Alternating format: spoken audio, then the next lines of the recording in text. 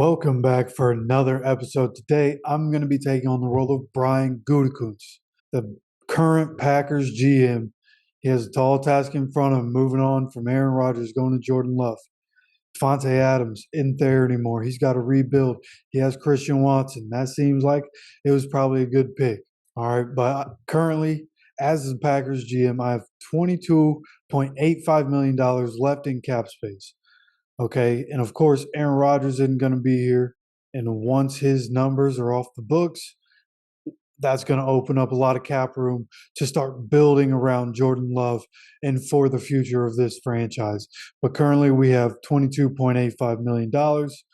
And looking at who else we're losing, of course, there's Aaron Rodgers, but Alan Lazard already on the Jets where Aaron's going, Adrian Amos out of the building, Randall Cobb also going to be a Jet with Aaron Rodgers, Robert Tonyan Jr. out of the building, Mercedes Lewis also going to be a Jet with Aaron Rodgers, and then Mason Crosby.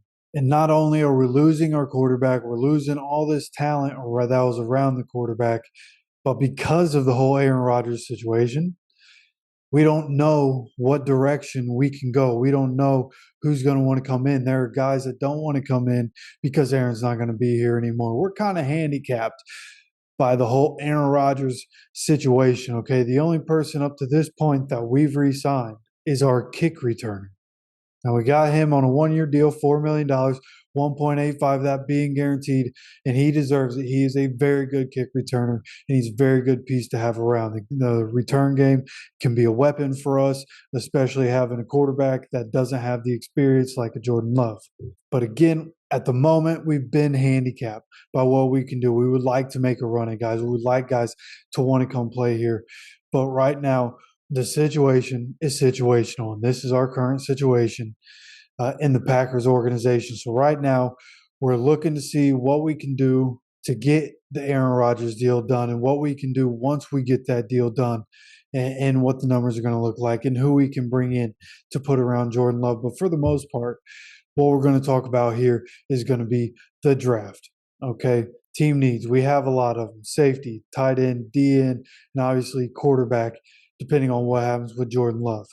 So going into the draft, assuming that Jordan Love is who we thought he could be once we drafted him a few years ago, at the number 15 overall pick, we're going to draft wide receiver Jordan Addison out of USC, getting another receiver, this time a first-round receiver.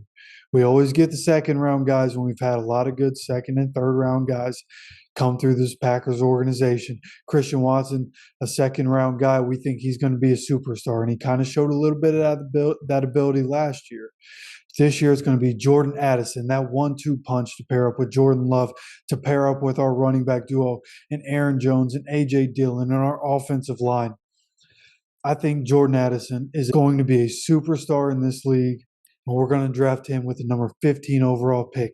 At the number 45 overall pick, another offensive piece here to put around Jordan Love, and not only can he help Jordan Love as a secure pass catcher, but he is a great run blocking tight end coming out of Notre Dame. It's going to be Michael Mayer.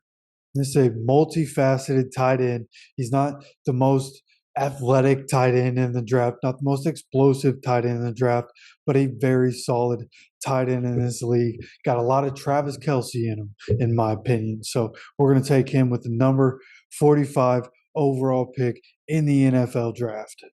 And that is going to conclude this episode of being an NFL GM. All right, it's only a 2-round mock draft. Don't forget to come back tomorrow when we're talking about the Bears, and I'm reacting as the Bears GM in this offseason.